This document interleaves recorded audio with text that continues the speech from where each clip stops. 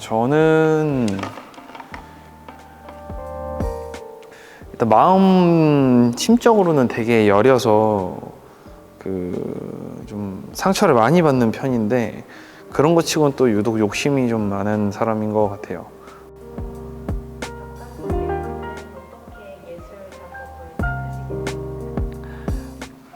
어렸을 때 친구들이랑 다르게 노는 방식 중에 하나가 이거였어요. 왜 집에 보면은 되게 두꺼운 동물 백과사전 이런 거 있잖아요. 그거 펴놓고 거기 있는 거 막 따라 그리고 그게 제가 노는 방식이었죠. 저는 이쪽 길이 맞는 것 같아서 여기를 택했거든요.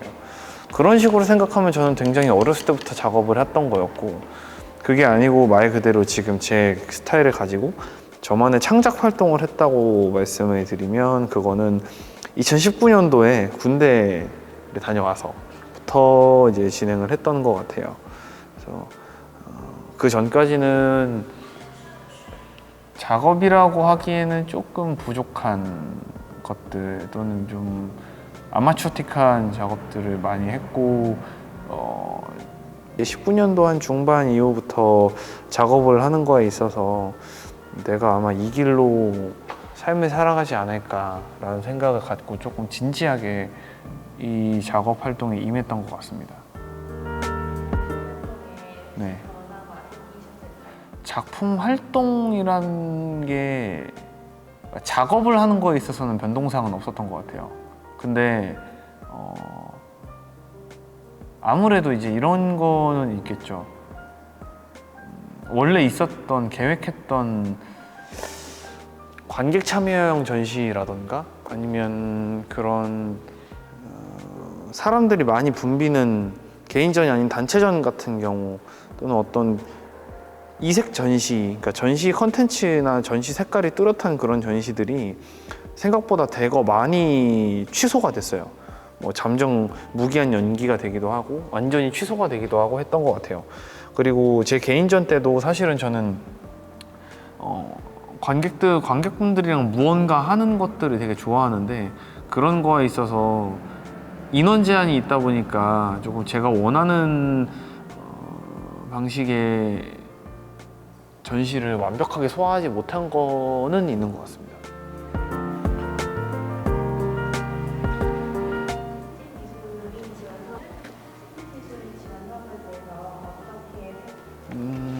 정작 필요한 사람들한테는 가지 않는 느낌이 되게 커요.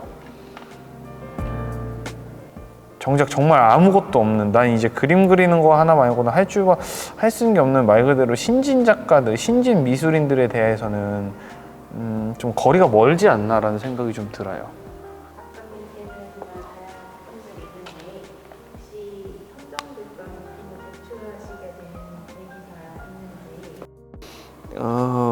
그 그림의 내용이 로우 넘버 13번인가 아마 그럴 건데 안에 있는 에피소드는 지금은 내가 지금 피워낸 꽃이 더 중요해라는 내용이 있어요. 그래서 다른 작품들에 비해서 좀 더 외부적인 것을 제외하고 지금은 내 꽃을 피우는 게 조금 더 중요한 시기고 이거에 집중해야 될 때야. 너네의 어떤 다른 사람들의 시선이나 이런 것들을 감내하기에는 시기상조인 것 같아 라는 내용을 담고 있는 작품이라 낸 것도 있습니다. 그리고 마지막으로 그 작품이 전시를 했을 때 굉장히 인기가 많았어요. 다른 전시를 해 나가거나 하면은 유독 그 작품이 되게 인기가 많더라고요. 네. 영감이라는 게, 그러니까 저는 그 단어가 되게 거창하다고 생각을 하거든요, 사실은.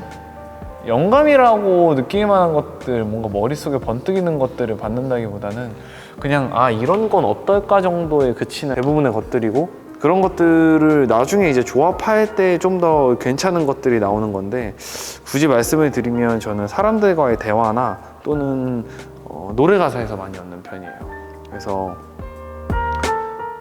저보다 어린 친구들, 뭐 저도 지금 26밖에 안 됐지만 저보다 어린 친구들하고의 대화에서는 좋은 의미에서는 기발하고 조금 부정적으로는 골 때리는 아이디어들이나 아니면 좀 이런 생각을 한다고 같은 좀 신선한 것들이 나오는 경우가 많고, 그다음에 저보다 조금 연배가 있으신 윗분들과 대화를 할 때는 이게 머릿속에서 정리는 안 되는데 이걸 어떻게 해야 되지? 어떻게 설명을 해야 되지? 라는 것들이 그분들이랑 대화를 할 때 많이 정리가 되는 경우가 있어요.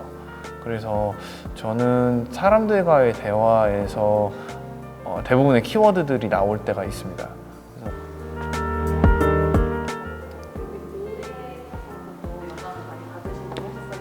네.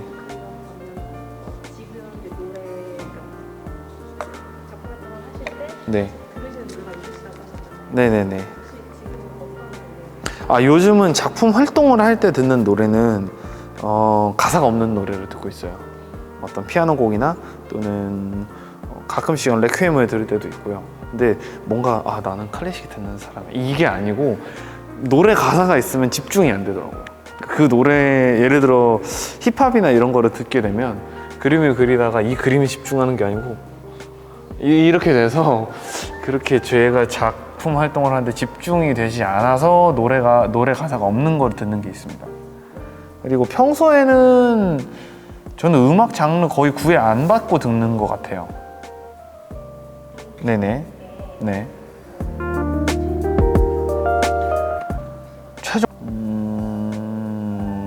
뭐가 있을까요? 사실은 제가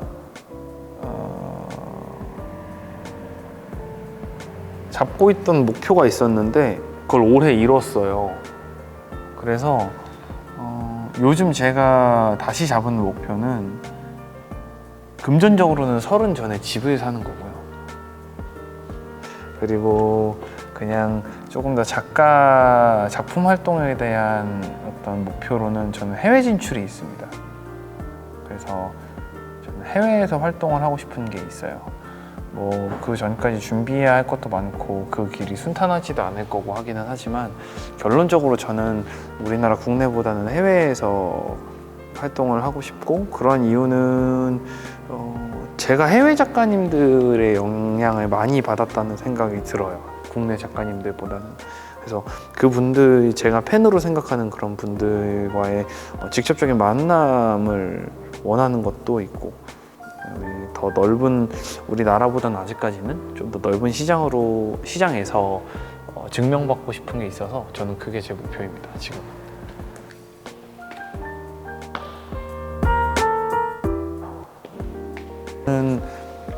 해외 작가님들이 2분 정도 계시는데 그 중에 한 분은 마트 생수프라는 작가님이시고 한 분은 에밀리오 빌라바라는 작가님이세요. 마트 생수프라는 작가님은 제가 맨 처음에 작업 활동을 할 때 좀 작품을 접했던 분인데, 저도 다른 작가님들에 비해서는 작업 방식이나 작업의 어떤 작품 스타일이 좀 자유롭다고 생각은 하지만, 그분이 가지고 있는 그분 작품에서 느껴지는 어떤 좀 일종의 광기여림이나 또는 되게 큰 어떤 사이다 같은 거라고 해야 될까요? 그런 시원스러운 거를 제가 못 가져오더라고요. 그래서 그런 것 때문에 좀 더 영향을 받는 작가님이고요. 그다음에 두 번째로 에밀리오 빌라바라는 작가님도, 그 작가님 요즘 작업들도 워낙 좋지만 저는 특히 그 이전에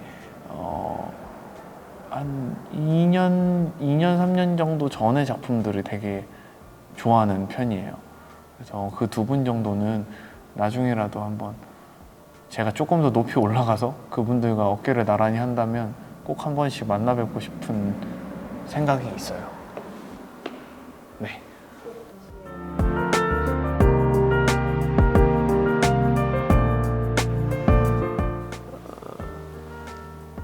작가님들과 만남을 이어가고 하면서 되게, 특히 저보다 조금 한 세대 정도 앞서신 그런 중견 작가님 분들과의 대화나 이런 거에서 막 이제 필드에서 활동하시는 분들한테 되게 많은 어떤 조언과 그런 것들을 얻었어요. 근데 그 작가님들께, 아마 그 작가님들은 아실 거예요. 제가 이렇게 말씀을 드리면 아마 분명 아실 거예요.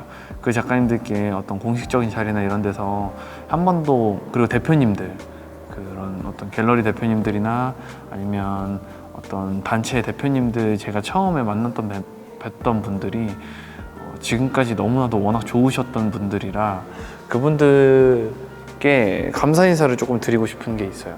이전까지 어떤 공식적인, 매번 제가 감사하다고 말씀은 드리지만 이렇게 어딘가의 매체나 이런 곳에서 한 번이라도 말씀을 드리는 게 예의지 않나 싶어서 그분들께 이 자리를 빌어서 다시 한번 감사 인사는 전하고 싶습니다.